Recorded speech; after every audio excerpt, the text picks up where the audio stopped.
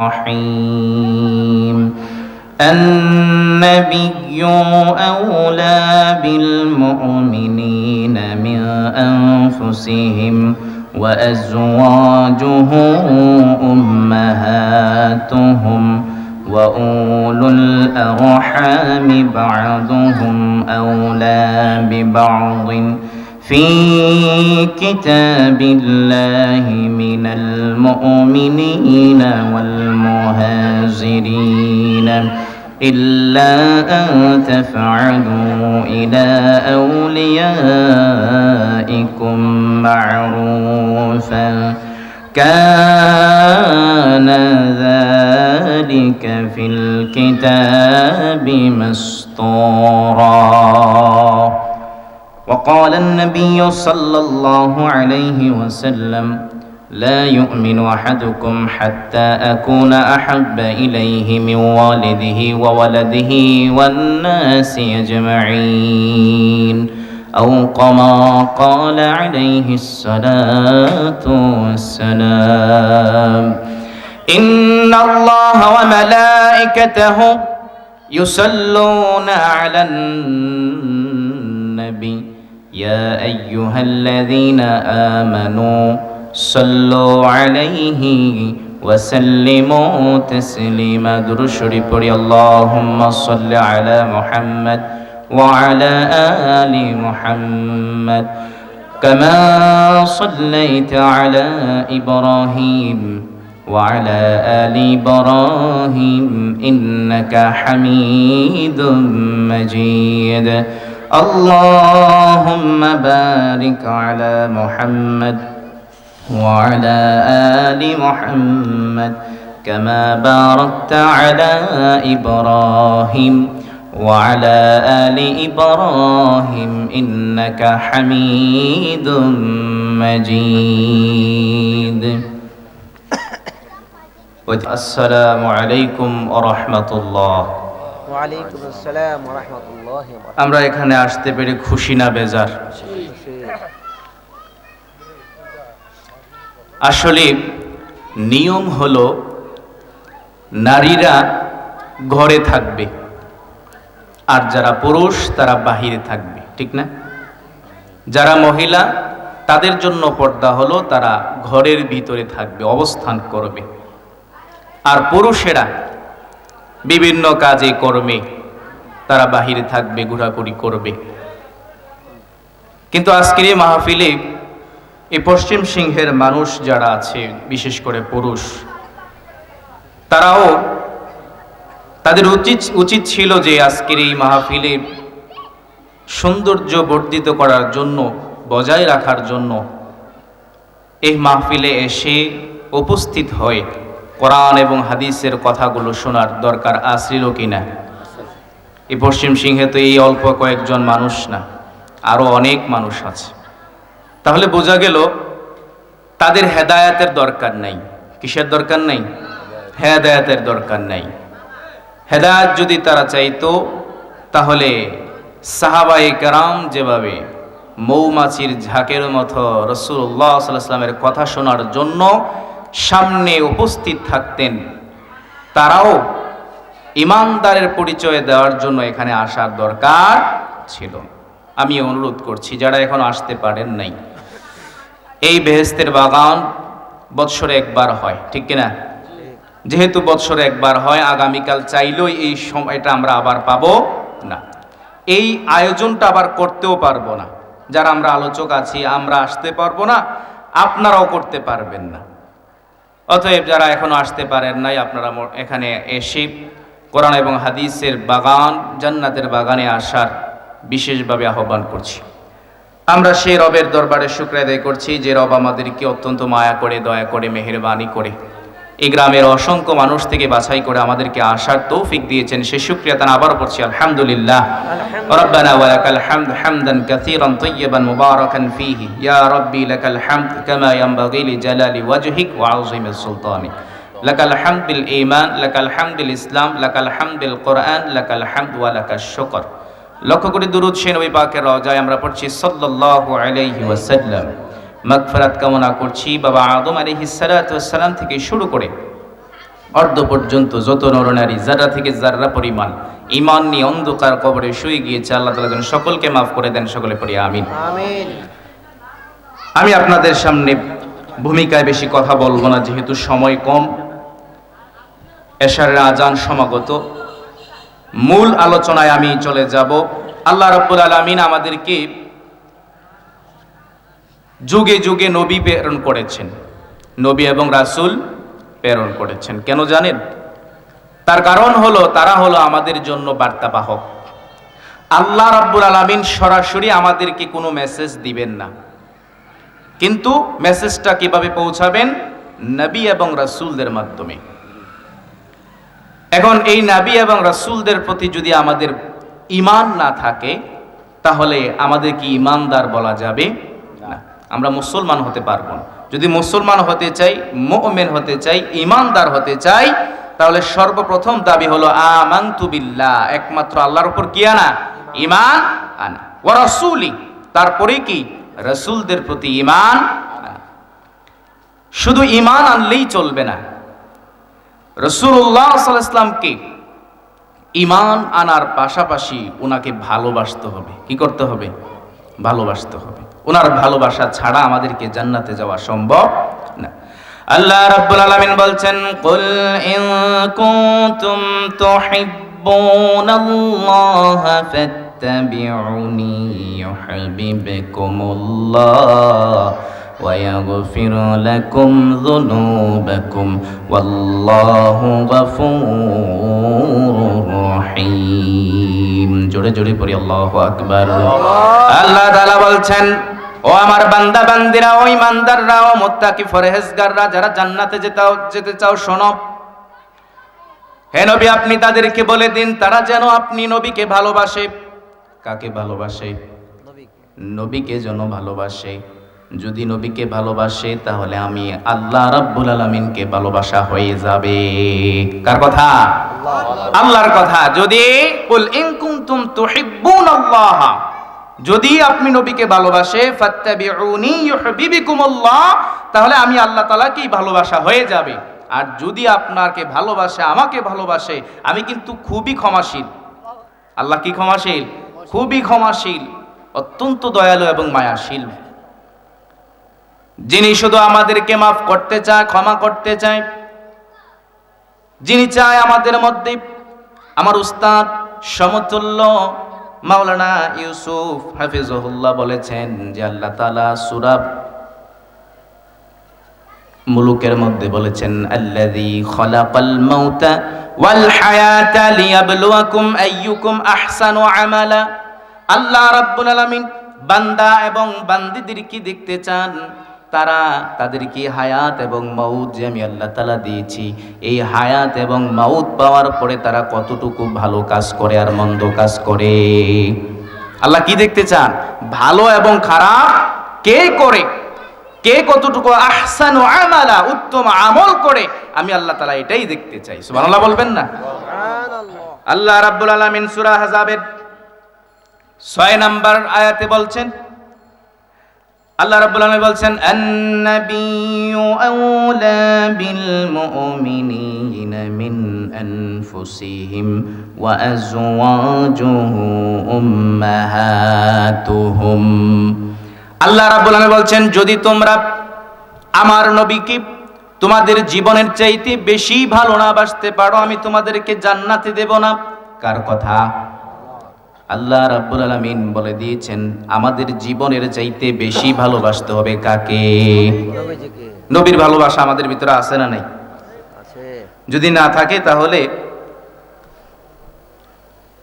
শাফায়াত যে আমরা চাই, যে রাসূল সাল্লাল্লাহু আলাইহি ওয়াসাল্লাম আমাদেরকে শাফায়াত করবেন, এই শাফায়াত কি আমাদের নসিব হবে? যে রাসূলের উম্মত যদি আমাদেরকে পরিচয় না দেয়, তাহলে আমরা কি জান্নাতে যেতে পারবো? পারবো না। তাহলে ঈমানদার হতে হলে সর্বপ্রথম দাবি হলো আপনাকে রাসূলকে ভালোবাসতে হবে। কাকে বাসতে হবে? রাসূলুল্লাহ সাল্লাল্লাহু আলাইহি ওয়াসাল্লামকে। একদিন ওমর রাদিয়াল্লাহু তাআলা আনহু রাসূলুল্লাহ সাল্লাল্লাহু আলাইহি ওয়াসাল্লামের হাত ধরে, এইভাবে একেবারে হাত ধরে ধরে হাঁটতেছেন। কার? রাসূলুল্লাহ সাল্লাল্লাহু আলাইহি ওয়াসাল্লামের হাত ধরে ধরে হাঁটতেছেন। আচ্ছা বলেন তো, রাসূলুল্লাহ সাল্লাল্লাহু আলাইহি ওয়াসাল্লামের দাম আর উমরের দাম কি এক? রসুল মুহাম্মদুর রাসূলুল্লাহ তিনি হলেন নবী, আর উমর হলেন আল্লাহ তাআলার একজন সাধারণ বান্দা। কিন্তু উমর রাদিয়াল্লাহু তাআলা আনহু এবং রাসূলুল্লাহ সাল্লাল্লাহু আলাইহি ওয়াসাল্লাম এক হাত ধরে তারা হাঁটাহাঁটি করতেছেন। দৃশ্যটা কত সুন্দর না? সুবহানাল্লাহ বলবেন না? সুবহানাল্লাহ। কিছু দূর যাওয়ার পরে রাসূলুল্লাহ সাল্লাল্লাহু আলাইহি ওয়াসাল্লাম কি উমর রাদিয়াল্লাহু তাআলা আনহু বলছেন, ইয়া রাসূলুল্লাহ, ইয়া হাবিবাল্লাহ, আমি আপনাকে অত্যন্ত ভালোবাসি, খুব বেশি ভালোবাসি, কিন্তু আমার জীবনের চাইতে বেশি নয়। রাসূলুল্লাহ সাল্লাল্লাহু আলাইহি ওয়াসাল্লাম বললেন, উমর তুমি এখনো ঈমানদার হতে পারো নাই। আল্লাহু আকবার বলবেন না? যে উমরের ব্যাপারে রাসূল বলেছেন, আল্লাহ তাআলা সরাসরি আয়াত নাজিল করেছেন এবং ওহী নাজিল করে বলেছেন যে উমর জান্নাতি, উমর জান্নাতি। আশারায়ে মুবাশশারা 10 জন সাহাবীর মধ্যে দুনিয়াতে যারা জান্নাতের সার্টিফিকেট পেয়েছে এর মধ্যে একজনকে উমর। কিন্তু এই উমর যখন বলেছে, ইয়া রাসূলুল্লাহ, ইয়া হাবিবাল্লাহ, আমি আপনাকে অনেক ভালোবাসি, তখন রাসূল কি বলেছেন? তুমি এখনো মুমিন হতে পারো নাই। আল্লাহু আকবার। ওমর রাদিয়াল্লাহু তাআলা আনহু থমকে গেলেন, চিন্তায় পড়ে গেলেন, ভাবনার চিন্তায় ঘুরলেন। কেন রাসূল বললেন আমি এখনো ঈমানদার হতে পারি নাই? আমার প্রিয় ভাইয়েরা, কান দিয়ে শোনেন। ওমর রাদিয়াল্লাহু তাআলা আনহু স্বপ্নের জগতে চলে গেলেন। যদি এখন কাফেররা রাসূলুল্লাহ সাল্লাল্লাহু আলাইহি ওয়াসাল্লামের চারদিক থেকে আঘাত করে হামলা করে, তাহলে রাসূলুল্লাহ সাল্লাল্লাহু আলাইহি ওয়াসাল্লামকে বাঁচার মতো এখানে আর কেউ নেই, আমি ছাড়া। আমি ওমর ছাড়া এখানে আর কোনো মানুষ নাই, কোনো সাহাবী নাই, কোনো ব্যক্তি নাই। রাসূল যদি এখানে আক্রান্ত হয়, রাসূলুল্লাহ সাল্লাল্লাহু আলাইহি ওয়াসাল্লামকে যদি এখানে আঘাত করা হয়, তাহলে তো আমার জীবনের চাইতে বেশি আমি আমার রাসূলকে কি করব?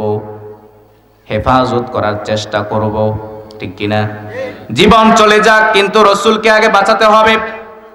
সঙ্গে সঙ্গে ওমর চিৎকার করে বললেন, ইয়া রাসূলুল্লাহ, ইয়া হাবিবাল্লাহ, আল্লাহর নবী গো, আমি আমার জীবনের চাইতে সবচেয়ে বেশি আপনাকে ভালোবাসি। কোন সুবহানাল্লাহ। বিশ্বনবী মুহাম্মদ রাসূলুল্লাহ সাল্লাল্লাহু আলাইহি সাল্লাম বললেন, লা ইউমিনু আহাদুকুম হাত্তা আকুনা হাব্বা ইলাইহি মিন ওয়ালিদিহি ওয়া ওয়ালাদিহি ওয়ান নাসি আজমাইন।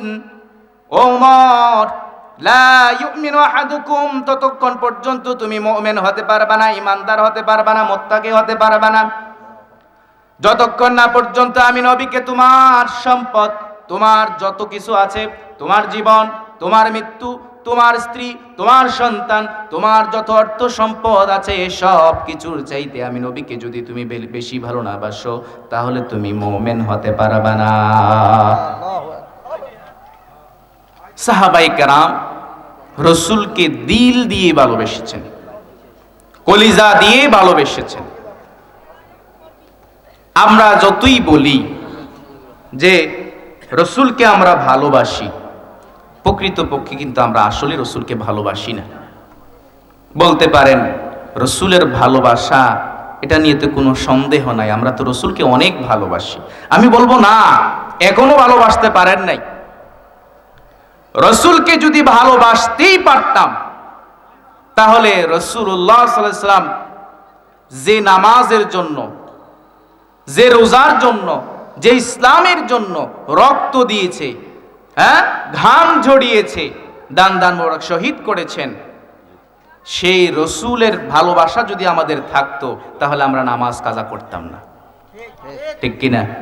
পর্দা খেলাফ করতাম না, যাকাত ছেড়ে দিতাম না, রোজা ছাড়তাম না, হজ ছাড়তাম না, হালাল হারাম বেশি চলতাম, ঠিক কিনা?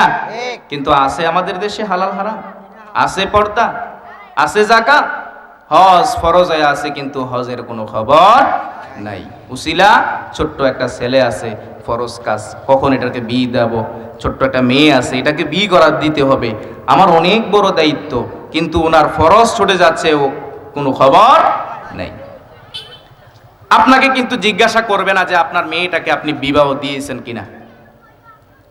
আপনাকে জিজ্ঞাসা করবে না যে আপনার ছেলেকে 10 লক্ষ টাকা ব্যাংকে ডিপোজিট করে দিয়ে আসছেন কিনা, কিন্তু জিজ্ঞাসা করবে যে হজ ফরজ হয়েছিল, তুমি হজ করছো কিনা। রাসূলুল্লাহ সাল্লাল্লাহু আলাইহি ওয়াসাল্লাম বলছেন, বুনিয়াল ইসলামু আলা খামস, শাহাদাতান লা ইলাহা ইল্লাল্লাহ ওয়া আন্না মুহাম্মাদান আবদুহু ওয়া রাসূলুহু ওয়া কামাস সালাত ওয়া ইতাউজ যাকাত ওয়া সাওমু রমাদান ওয়া হজ্জ বাইতুল্লাহ। কোন বান্দা যদি ইসলামের স্তম্ভর ভিতরে থাকতে চায়, ইসলামের 5টা খুঁটি আছে। কয়টা খুঁটি? 5টা খুঁটি আছে, স্তম্ভ আছে। একটা বিল্ডিং করতে যেমন পাইলিং লাগে, খুঁটি লাগে, ঠিক ইসলামের উপর অবিচল থাকতে হলে আপনাকে এই 5টা স্তম্ভের ভিতরে ঢুকতে হবে। 1 নাম্বার হলো আপনি ঈমান আনতে হবে আল্লাহর প্রতি, বিশ্বাস করতে হবে আল্লাহ ছাড়া কোনো ইলাহ নাই, কোনো মাবুদ নাই, কোনো আইনদাতা নাই, কোনো বিধানদাতা নাই। ওয়া আন্না মুহাম্মাদান আবদুহু ওয়া রাসূলুহু, মুহাম্মাদুর রাসূলুল্লাহ সাল্লাল্লাহু আলাইহি সাল্লাম শেষ নবী, শ্রেষ্ঠ নবী, আখিরি নবী, খাতামুন নবিয়্যিন। এখানেও আমাদের মধ্যে অনেক গরমিল আছে না নাই? আমাদের দেশে একটা দল আছে যারা বলে রাসূল খাতামুন নবী না, নাউজুবিল্লাহ বলবেন না। কাদিয়ানীরা। কারা? কাদিয়ানীরা বলে যে রাসূল শেষ নবী নয়। তাদের কথার উপর ভিত্তি করে অসংখ্য মানুষ বাংলাদেশের মধ্যে কাফের হয়ে যাচ্ছে এই একটা বিষয়ের কারণে। রাসূল বলছেন আমি শেষ নবী, আল্লাহ বলছেন খাতামুন নবিয়্যিন মা কানা মুহাম্মাদুন আবা আহাদিম মির রিজালিকুম ওয়ালাকিন রাসূলুল্লাহ ওয়া খাতামুন নবী, যে রাসূল হলেন শেষ নবী, এতে কোনো সন্দেহ আসেনি, থাকলে ঈমান থাকবো নি। রাসূল শেষ নবী, এতে কোনো সন্দেহ নাই, লা শাক্কা ফি, কোনো সন্দেহের অবকাশ নাই। ওয়া কামুস সালাত, আপনাকে নামাজ কায়েম করতে হবে। ওয়া ইতাউজ যাকাত, যাকাত আদায় করতে হবে। সাওম রমাদান, রমজান মাসে রোজা রাখতে হবে। ওয়া হজ্জ বাইতুল্লাহ, যদি আপনার উপর হজ ফরজ হয় হজ করতে হবে। যদি এগুলা করেন তাহলে বোঝা যাবে ফাত্তাবিউনি, আপনি রাসূলকে ভালোবাসলেন আনুগত্যের মাধ্যমে। কার মাধ্যমে? আনুগত্যের মাধ্যমে। আমরা শুধু ভালোবাসি বললে হবে না, পরিচয় দিতে হবে। আলোচনা করা এক জিনিস, মুখে উচ্চারণ করা এক জিনিস, কিন্তু কাজে পরিণত করা আরেক জিনিস। মাটির চামড়া, চাইলে সব কিছু বলা যায়, ডিজিটাল বাংলাদেশও করা যায়, ঠিক কিনা? ঠিক। কিন্তু করাটা খুব কঠিন। সাহাবায়ে কেরাম মন দ্বীপ, দিল দিয়ে, কলিজা দ্বীপ রাসূলুল্লাহ সাল্লাল্লাহু আলাইহি সাল্লামকে ভালোবেসেছেন, যাদের তুলনা হয় না, যাদের কোনো তুলনা হয় না। যুদ্ধের ময়দানে পর্যন্ত রাসূলকে বলে নাই, যুদ্ধের ময়দানে পর্যন্ত রাসূলকে ছেড়ে নাই। তালহা রাদিয়াল্লাহু তাআলা আনহু যুদ্ধের ময়দানে রাসূলুল্লাহ সাল্লাল্লাহু আলাইহি সাল্লামকে উহুদের প্রান্তরে যখন চারদিক থেকে তীর নিক্ষেপ করা হলো, 10 জন সাহাবী রাসূলুল্লাহ সাল্লাল্লাহু আলাইহি সাল্লামকে বেষ্টনী দিয়ে দিলেন। কয়জন? 10 জন সাহাবী বেষ্টনী দিলেন যেন রাসূলের গায়ে একটা আঘাত না লাগে। আল্লাহ, কেমন ভালোবেসেছেন তারা, কেমন ভালোবেসেছেন তারা, কেমন আনুগত্য করেছেন তারা। তালহা রাদিয়াল্লাহু তাআলা আনহু, হাদিস শরীফে আসছে, হাদিস সাক্ষী, কিতাব সাক্ষী, আল্লাহর নবী সাল্লাল্লাহু আলাইহি সাল্লামের উপর যেন একটা আঘাতও না লাগে। তালহা রাদিয়াল্লাহু তাআলা আনহু ওনার পিঠের মধ্যে 80টা তীর নিক্ষেপ করেছে। কয়টা? 80টা তীর ওনার পিঠের মধ্যে বিঁধেছে। আল্লাহু আকবার বলবেন না? হাদিস শরীফে আসছে ওনার এই 10টা আঙ্গুলের একটা আঙ্গুল অক্ষত ছিল না। আল্লাহু আকবার। কিন্তু আমরা যদি তখন থাকতাম, আমার মনে হয় আমাদের জীবনটা বেশি মায়া হইতো, আমাদের জীবনটাকে আমরা বেশি মায়া করতাম। আরে ভাই করতাম।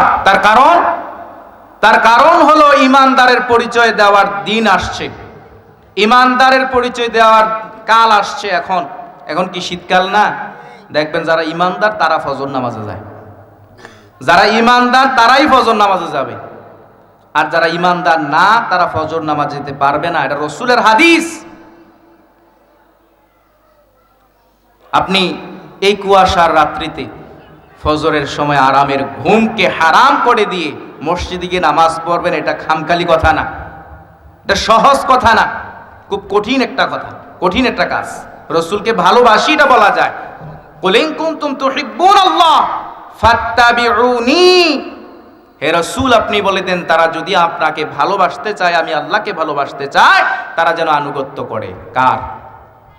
আল্লাহ রাব্বুল আলামিন বলছেন, ইয়া আইয়ুহাল্লাযীনা আমানু আতিউল্লাহা ওয়া আতিউর রাসূল ওয়া উলিল আমরি মিনকুম। হে ঈমানদাররা, হে বিশ্বাসীরা, হে মুত্তাকিরা, শোনো। আতিউল্লাহ, তোমরা আল্লাহর আনুগত্য করো, আল্লাহর হুকুমগুলো মানো। ওয়া আতিউর রাসূল, রাসূল যা করেছেন অনুসরণ করো, ইত্তেবা করো। ওয়া উলিল আমরি মিনকুম, আল্লাহ এবং রাসূলের পথে তোমাদেরকে যারা পরিচালিত করবে তাদের কথা তোমরা মানো। তাহলে আনুগত্য ছাড়া রাসূলকে ভালোবাসা যাবে না। রাসূলুল্লাহ সাল্লাল্লাহু আলাইহি ওয়াসাল্লাম ডাক দিয়েছেন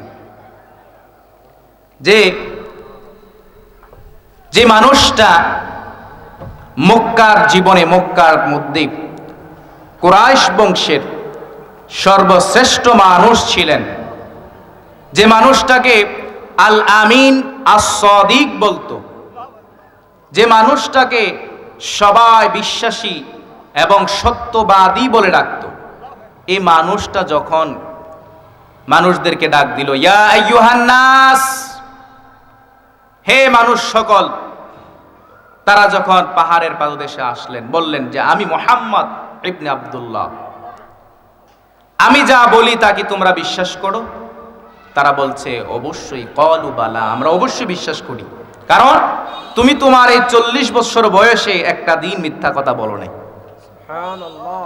তুমি এই 40 বছর বয়সে কোনো ঝগড়া করো নাই, কাউকে গালি দাও নাই, অশালীন কথা বলো নাই, কারো মনে কষ্ট দাও নাই, কেউ তোমাকে কষ্ট দিলেও তুমি সহ্য করেছো, কাউকে কটু কথাও বলো নাই। তুমি যেটা বলবা সেটাই আমরা বিশ্বাস করব। সুবহানাল্লাহ বলবেন না? যখন মুহাম্মদুর রাসূলুল্লাহ সাল্লাল্লাহু আলাইহি সাল্লাম বললেন, ইয়া আইয়ুহান নাস কুলু লা ইলাহা ইল্লাল্লাহ ইল্লাল্লাহু তুফলিহুন, হে মানুষ সকল, তোমরা এক আল্লাহর ইবাদত করো, এক আল্লাহর ইবাদত করো, যে রব ছাড়া কোনো আইনদাতা নাই, রিজিক দাতা নাই, উপাস্য করার কোনো আর মাবুদ নাই, তাহলেই তোমরা তুফলিহুন, সফল কাম হবা। সঙ্গে সঙ্গে আবু লাহাব চাচা কি করলেন? পাথর নিক্ষেপ করলেন। তাহলে রাসূলকে ভালোবাসি বললেই হবে না, রাসূল সত্যবাদী এটাও বললে হবে না, রাসূলকে আনুগত্য করে অনুসরণ করে তাহলে কি দিতে হবে? পরিচয় দিতে হবে যে আমরা রাসূলকে ভালোবাসি। সুবহানাল্লাহ বলবেন না? একজন সাহাবী ছিলেন, যে সাহাবীটা বদরের যুদ্ধে অংশগ্রহণ করলেন, সবেমাত্র মুসলমান হলেন। দেখেন রাসূলের ভালোবাসা কেমন হয়। আসলে আমরা তো বলি যে আমরা রাসূলকে ভালোবাসি, কিন্তু আসলে রাসূলকে ভালোবাসি এ কথার পরিচয় দেওয়া, এটা যে কত কঠিন কাজ, এই ঘটনাটা শুনলে, হাদিসটা শুনলে আপনারা বুঝে যাবেন। রাসূলুল্লাহ সাল্লাল্লাহু আলাইহি ওয়াসাল্লামের সাহাবী সবেমাত্র মুসলমান হলেন। মুসলমান হওয়ার পরে বদর যুদ্ধের দামা বেজে গেল।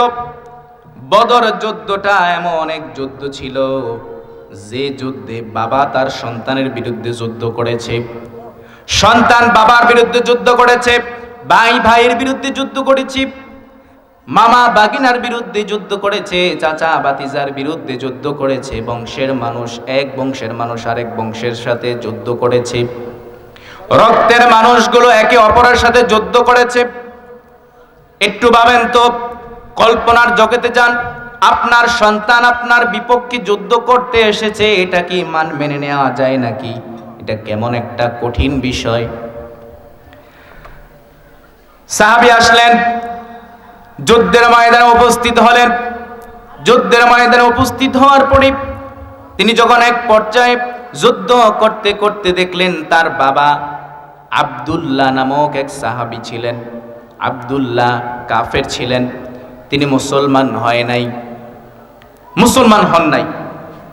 ওই আব্দুল্লাহ যখন দেখলেন যে তার সন্তান তার সামনে, সন্তান দেখলেন বাবা তার সামনে তলোয়ার নিয়ে হাজির, একজন ইসলামের পক্ষে আর একজন ইসলামের বিপক্ষে। সন্তান দেখলো বাবা তরবারি হাতে নিয়ে রাসূলুল্লাহ সাল্লাল্লাহু আলাইহি সাল্লামের দিকে দৌড়ে যাচ্ছে রাসূলকে হত্যা করার জন্য। নাউজুবিল্লাহ বলবেন না। সন্তান দৌড়ে গিয়ে বাবার সামনে দাঁড়ালেন, প্রাচীরের মতো দাঁড়িয়ে রইলেন, বললেন বাবা গো আর সামনে যেও না। বাবা সন্তানকে ধাক্কা দিয়ে ফেলে আবার চলে গেলেন। দ্বিতীয়বার সাহাবী আবার সামনে গেলেন, সন্তান বাবার সামনে দাঁড়িয়ে গেলেন, বাবা সন্তানকে আবার ফেলে দিয়ে আবার গেলেন, তৃতীয়বার আবার গেলেন। চতুর্থবারের সময় সন্তান ডেকে বললেন বাবা গো, ও আমার আব্বা, ও আমার পিতা, আমি তোমাকে অনেক ভালোবাসি, যদিও তুমি কাফের, আমি তোমাকে অত্যন্ত ভালোবাসি, তুমি আমার জন্মদাতা পিতা। ও বাবা, তুমি জেনে রাখো তোমাকে যতটুকু ভালোবাসি তার চাইতেও কোটি কোটি গুণ বেশি আমি আমার নবীকে ভালোবাসি। একটা কায়েক যদি তুমি সামনে রাখো, একটা কদম যদি তুমি সামনে রাখো, বাবা আমি ভুলে যাব তুমি আমার বাবা। আল্লাহু আকবার বলবেন না? বাবা সন্তানের কথা অপেক্ষা করে যখন হাঁটতে লাগলেন, সাহাবী হাদিস সাক্ষী, ওই সন্তান বাবার গর্দান বরাবর একটা কূপ মারলেন, এক কূপে গর্দান দ্বিখণ্ডিত হয়ে গেল। চিন্তা করছেন, সন্তান বাবাকে হত্যা করেছে কার জন্য? রসুলের জন্য, ইসলামের জন্য, রসুলের ভালোবাসায়। সুবহানাল্লাহ বলবেন না? এই সাহাবী হাদিস শরীফে আসছে অত্যন্ত দুঃখিত হলো যে আসলে যতই হোক বাবাকে যখন হত্যা করলো তখন তো ঈমানের জোর ছিল, ঈমানের জজবা ছিল, ঈমানের নূর ছিল, বাবাকে হত্যা করে ফেলেছে, কিন্তু মনে কষ্ট আছে না নেই? মন মলিন হয়ে বসে আছে। রাসূলুল্লাহ সাল্লাল্লাহু আলাইহি ওয়াসাল্লাম লক্ষ্য করলেন। সাহাবায়ে কেরাম বললেন ইয়া রাসূলুল্লাহ, ইয়া হাবিবাল্লাহ, ইবনুল জাররাহ সে মন খারাপ করে বসে আছে, সে মন খারাপ করে বসে আছে। রাসূল বললেন তাকে মন খারাপ করতে দাও, ইসলামের পরিচয় দেওয়ার জন্য, আমি নবীকে ভালোবাসা দেখানোর জন্য আপন বাবাকে সে হত্যা করেছে। আল্লাহু আকবার বলবেন না? আল্লাহু আকবার। এটা হলো ভালোবাসা। এটা কি ভালোবাসা? শুধু ভালোবাসলে বাসি বললেই হবে না। একদিন আলী রাদিয়াল্লাহু তাআলা আনহুকে কিছু সাহাবী প্রশ্ন করলেন যে আলী, আচ্ছা তোমার কাছে সবচাইতে বীর কোন সাহাবী? কোন সাহাবীকে তুমি সবচেয়ে বীর মনে করো? আলী রাদিয়াল্লাহু তাআলা আনহু বলছেন, কিছুক্ষণ থমকে গেল। থমকে যাওয়ার পরে আলী রাদিয়াল্লাহু তাআলা আনহু বলছেন, ও আমার ভাইয়েরা, আমার দেখা মতে আমার মনে হয় আমাদের সাহাবীদের মধ্যে, রাসূলের সঙ্গীদের মধ্যে সবচেয়ে বীর, শ্রেষ্ঠ বীর হলো আবু বকর। আল্লাহু আকবার বলবেন না? আবু বকর রাদিয়াল্লাহু তাআলা আনহু। সাহাবায়ে কেরাম বললেন কেন? আলী রাদিয়াল্লাহু তাআলা আনহু বললেন, আমি যখন 11 বছরের বালক। কত বছর? 11 বছরের যখন আমি যুবক, আমার সামনে মক্কার কাফেররা রাসূলুল্লাহ সাল্লাল্লাহু আলাইহি ওয়াসাল্লামকে ধাক্কা মারছে। কাবা শরীফের সামনে কয়েকজন সাহাবী, কয়েকজন কাফের এসে রাসূলুল্লাহ সাল্লাল্লাহু আলাইহি ওয়াসাল্লামকে ধাক্কা মারলো। রাসূলুল্লাহ সাল্লাল্লাহু আলাইহি ওয়াসাল্লামের গর্দান মোবারকের মধ্যে, গলা মোবারকের মধ্যে ধরে আলগি দিয়ে রাখছে। রাসূলুল্লাহ সাল্লাল্লাহু আলাইহি ওয়াসাল্লাম শ্বাস ফেলতে পারছেন না। রাসূল বাকরুদ্ধ হয়ে গেলেন, কথা বলতে পারছেন না। আলী রাদিয়াল্লাহু তাআলা দেখে শুধু তাকিয়ে আছে, কিছু করার নাই। 11 বছরের যুবক কি আর বলবে? কিন্তু দেখলো যে সন্নিকটেই আবু বকর রাদিয়াল্লাহু তাআলা আনহু দাঁড়িয়েছিলেন। আবু বকর রাদিয়াল্লাহু তাআলা আনহু যখন দাঁড়িয়েছিলেন, দেখে তিনি দৌড়ে চলে আসলেন। একা 7-8 জনের সাথে একা যুদ্ধ করলেন। যুদ্ধ করার এক পর্যায়ে, মারামারির এক পর্যায়ে আবু বকর রাদিয়াল্লাহু তাআলা আনহু ডান চোখের মধ্যে আঘাত করলেন। যখন আঘাত করলো, রক্ত ফিরকি দিয়ে রক্ত বের হতে লাগলো, আবু বকরের বেহুশ হয়ে পড়ে গেলেন। এদিক দিয়ে রাসূলুল্লাহ সাল্লাল্লাহু আলাইহি ওয়াসাল্লামও বেহুশ হয়ে পড়ে আছে। যখন কাফেররা চলে গেলেন, আবু বকর রাদিয়াল্লাহু তাআলা আনহুকে নিয়ে দেওয়া হলো, রাসূলুল্লাহ সাল্লাল্লাহু আলাইহি ওয়াসাল্লামকে নিয়ে যাওয়া হলো। দেখেন ভালোবাসা কাকে বলে। আবু বকর রাদিয়াল্লাহু তাআলা আনহু যখন বেহুশ থেকে হুশ হলেন, ওনার যখন জ্ঞান ফিরলেন, তিনি সর্বপ্রথম যে কথাটা বলেছেন যে আমার রাসূল কেমন আছে। সুবহানাল্লাহ, একটু জোরে বলবেন না? আমার রাসূল কেমন আছেন। মক্কার মধ্যে তখন খুব খারাপ অবস্থা ছিল, জাহিলিয়াতের অবস্থা ছিল। মুসলমানরা চুপে চুপে ইসলাম ধর্ম গ্রহণ করত, ইসলাম ধর্ম পালন করত, লোকালয়ে সবার সামনে ইসলামের পরিচয় দিতে পারতো না, এত খারাপ অবস্থা ছিল। আবু বকর রাদিয়াল্লাহু তাআলা আনহু কান্নায় ভেঙে পড়লেন। খাবার নাই, দাবার নাই, কিছু নাই। যখন রাত্র, গভীর রাত্র হয়ে গেল, ফাতেমা রাদিয়াল্লাহু তাআলা আনহু ছুটে দৌড়ে গেলেন, গিয়ে আবু বকর রাদিয়াল্লাহু তাআলা আনহুকে জানালেন, ও আবু বকর, আমার বাবা মুহাম্মাদুর রাসূলুল্লাহ সাল্লাল্লাহু আলাইহি সাল্লাম সুস্থ হয়েছেন। সুবহানাল্লাহ বলবেন না? এই কথা শোনার সঙ্গে সঙ্গে আবু বকর রাদিয়াল্লাহু তাআলা আনহু অসুস্থ দেহ নিয়ে দৌড়ে চলে গেলেন রাসূলের দরবারে, গিয়ে বলছেন, ইয়া রাসূলুল্লাহ, ইয়া হাবিবাল্লাহ। রাসূলও কাঁদে, আবু বকরও কাঁদে, জড়িয়ে দুজনেই কাঁদতেছেন। আল্লাহু আকবার বলবেন না? এটা হলো ভালোবাসা। এটা কি ভালোবাসা? 6 মাস আগে বলছে, আবু বকর, হিজরতের ডাক আসতে পারে। কিসের ডাক আসতে পারে? হিজরতের ডাক আসতে পারে, তুমি কিন্তু রেডি থেকো। কয় মাস আগে? 6 মাস আগে। আবু বকর রাদিয়াল্লাহু তাআলা আনহু যখন 6 মাস পরে হিজরতের রাত চলে আসলো, আল্লাহ রাব্বুল আলামিন যখন অনুমতি দিয়ে দিলেন, ও নবী মুহাম্মদুর রাসূলুল্লাহ, আর মক্কাতে থাকার দরকার নাই, আপনি চলে যান মদিনায়, হিজরত করে ফেলেন। যখন আবু বকরের ঘরে গিয়ে টোকা দিলেন, একটা টোকার সাথে সাথে আবু বকর দরজা খুলে দিয়েছে। আল্লাহু আকবার বলবেন না? রাসূল বলছেন, আবু বকর, কি ব্যাপার, তুমি কি ঘুমাও নাই? এই গভীর রাতে একটা মাত্র টোকা দিলাম, তুমি সঙ্গে সঙ্গে দরজা কিভাবে খুললাও? আবু বকর, কি ব্যাপার? আবু বকর বলছেন, ইয়া রাসূলুল্লাহ, ইয়া হাবিবাল্লাহ, ওই যে 6 মাস আগে বলছেন হিজরত হবে, আমাকে আপনি সঙ্গে নিবেন, ওই 6 মাস আগ থেকে যেদিন বলেছেন, ওই রাত্র থেকে আজ পর্যন্ত আমি পিঠ লাগাই নাই। এটা হলো ভালোবাসা। এটা কি ভালোবাসা? রাসূলের আনুগত্য, রাসূলের ইত্তেবা, রাসূলের অনুসরণ করেই আমাকে আপনাকে জান্নাতে যেতে হবে। কিন্তু এই রাসূলের নামে, আল্লাহর নামে জমিনে কটূক্তি হয়, জমিনে তাদেরকে নিয়ে ব্যঙ্গ করা হয়, কিন্তু ইমানদারের কোনো খবর নাই। আউল বাউলরা নবীর নামে, রাসূলের শানে, আল্লাহর শানে কথা বলে। আজ পর্যন্ত আমাদের দেশে কোনো আইন পাস হলো না যে তাদেরকে প্রকাশ্যে, লোকালয়ে তাদেরকে ফাঁসি দিতে হবে।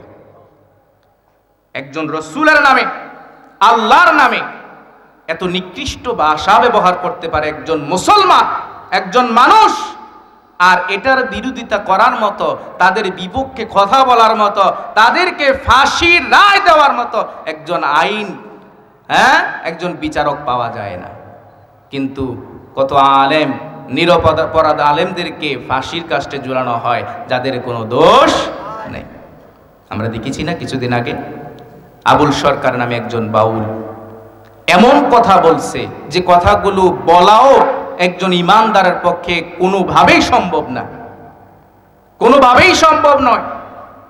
যে আল্লাহর শানে, আল্লাহর নবীর শানে এমন কথা বলে, এটা একজন মানুষ হিসাবেও বরদাস্ত করার মতো না, মুসলমান তো দূরের কথা। আর এই বাউলরা কিন্তু আসলে তারা মুসলমান না। তারা কি না? তারা কিন্তু আসলে মুসলমান না। এই যে আপনারা যে আজকে এই মাহফিল সাজাইলেন, পশ্চিম সিংহের এই পশ্চিমপাড়া গ্রামবাসী, আপনারা যে মাহফিল সাজাইছেন, এখানে এই মাহফিল না হয়ে যদি আজকে বাউল আসতো, কোনো গায়ক আসতো, গায়িকা আসতো, তাহলে এই প্যান্ডেল কিন্তু জায়গা দেওয়া যেত না, এই প্যান্ডেলে জায়গা হইতো না তো। অথচ তারা মুসলমানই না, তারা মুসলমানের কাতারেই পড়ে না। এই বাউলদের একটা আলাদা ধর্ম আছে। তাদের ধর্ম হলো, তাদের বিশ্বাস হলো, তাদের ইয়াকিন হলো যে মাটির পুতুল যেভাবে নাচাও সেভাবে নাচি, আমাদের কি দোষ? তাদের স্লোগান এটা। তাদের কি এটা স্লোগান তাদের, যে আমরা মাটির পুতুল, আমাদেরকে যেভাবে নাচায় আমরা সেভাবেই নাচি, আমাদের কি দোষ? নাউজুবিল্লাহ বলবেন না। এই কথা বললে ঈমান থাকবে না। কি থাকবে না? ঈমান থাকবে না। মাটির পুতুলকে মানে আমরা মানুষ, যেভাবে নাচাও সেভাবে নাচি, আমাদেরকে পরিচালনা করে কে? আল্লাহ। তো অর্থাৎ আমরা যদি গুনাহ করি এটাও আল্লাহর ইচ্ছা, কেউ জেনা করছে এটাও আল্লাহর ইচ্ছায় করতেছে, নাউজুবিল্লাহ বলবেন না। কেউ চুরি করতেছে এটাও আল্লাহর ইচ্ছায় করতেছে, তাদের কথা হলো এটা। কেউ ডাকাতি করতেছে, মানুষ হত্যা করতেছে, গুম করতেছে, লুটতরাজ করতেছে, চাঁদাবাজি করতেছে, এটা তাদের কথা হলো এটা আল্লাহর ইচ্ছায় হচ্ছে, এটা আমরা এমনি করতেছি না, নাউজুবিল্লাহ। তাদের থিওরি হলো, তাদের চিন্তা হলো যে একজন নারী একজন পুরুষ জেনা করতে পারবে, এখানে তাদের কোনো দোষ হবে না, নাউজুবিল্লাহ বললেন না। তাহলে রসুলের শানে কটূক্তি করা হয়, ব্যঙ্গ করা হয়, কিন্তু আমাদের দেশে আজ পর্যন্ত কোনো নাস্তিকদেরকে, কোনো মোরতাদদেরকে, কোনো নবী বিরোধী মানুষদেরকে ফাঁসি দেওয়া হয় না। আমরা আশিকে রাসূল, আমরা কি? আবার তাদের পক্ষ নিয়ে অনেক আলেমরাও কথা বলে, অনেক আলেমরাও এই ব্যাপারে কথা বলে যে কেন বাউলদের বিপক্ষে কথা বলা হলো। নাউজুবিল্লাহ বলবেন না। ঈমানই নাই, ঈমানই নাই। রসুলের শানে কেউ বেয়াদবি করবে, রসুলের শানে গোস্তাকি করবে।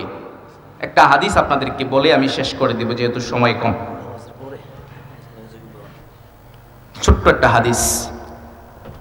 একদিন রাসূলুল্লাহ সাল্লাল্লাহু আলাইহি ওয়াসাল্লাম আলোচনার মধ্যে বললেন যে এই এখানে যারা আছো, আত্মীয়তার হক, বান্দার হক, এটা খুব মারাত্মক এক বিষয়। যদি তুমি আমল করতে করতে করতে করতে তুমি ফরহেজগার হয়ে গেছো, কিন্তু তুমি প্রতিবেশীর হক আদায় করো না, বান্দার হক আদায় করো না, তোমার এই আমলগুলো কোনো কাজে আসবে না। এই আমল নিয়ে তোমাকে জাহান্নামে যেতে হবে। রাসূলুল্লাহ সাল্লাল্লাহু আলাইহি ওয়াসাল্লাম বললেন, এমন কোন সাহাবী আছো নাকি আমার কাছে কিছু পাবা, আমার কাছে কোনো কিছু তুমি পাইবা, এমন কোন সাহাবী আছো নাকি? একজন সাহাবী দাঁড়িয়ে গেলেন, ইয়া রাসূলুল্লাহ, ইয়া হাবিবাল্লাহ, আমি আপনার কাছে কিছু পাই, আমি আপনার কাছে কি পাই? কিছু পাই। যখন বললেন যে কি পাও, তখন বললেন ওই সাহাবী যে ইয়া রাসূলুল্লাহ, ইয়া হাবিবাল্লাহ, যুদ্ধের ময়দানে, শর্ট করে বলছি, যুদ্ধের ময়দানে আপনি কাফেরদের বিরুদ্ধে যুদ্ধ করার সময় তোর এই লাঠির আঘাত কাফেরের উপরে না দিয়ে আমার উপরে দিছেন। আল্লাহু আকবার বলবেন না। এটা আপনি আমার উপর জুলুম করছেন, এখন আমি এই প্রতিশোধটা নিতে চাই। সঙ্গে সঙ্গে ওমর দাঁড়িয়ে গেলেন, এটা হলো আশিক রাসূল, সুবহানাল্লাহ বলবেন না। ওমর দাঁড়িয়ে গেলেন, তরবারি খুলে ফেললেন, বললেন, কে বললা তুমি আসো আমার সামনে, তোমার গর্দান আমি দ্বিখণ্ডিত করে দেব। আল্লাহু আকবার। এটা হলো আশিক রাসূল। আশিক রাসূল এমনি বলা যায় না, এমনি হওয়া যায় না। আল্লাহ তাআলা আমাদেরকে সূরা আহজাবের 6 নম্বর আয়াতে বলছেন আল্লাহ তাআলা যে যদি আমার নবী এবং রাসূলদেরকে যদি তোমরা তোমাদের জীবনের চাইতে বেশি ভালো না বাসতে পারো, তোমরা মুমিন হতে পারবা না। আল্লাহ তাআলা আমাদেরকে রাসূলের মহব্বত নিয়ে, ইশক নিয়ে, ভালোবাসা নিয়ে, মর্যাদা নিয়ে, সম্মান নিয়ে যেন আমরা মরতে পারি, ঈমানদার হয়ে যেন জান্নাতে যেতে পারি। সকলে পড়ি আমিন সুম্মা আমিন। ওয়া আখিরু দাওয়ানা আলহামদুলিল্লাহি আলামিন। আসসালামু আলাইকুম ওয়া রাহমাতুল্লাহি ওয়া বারাকাতুহু।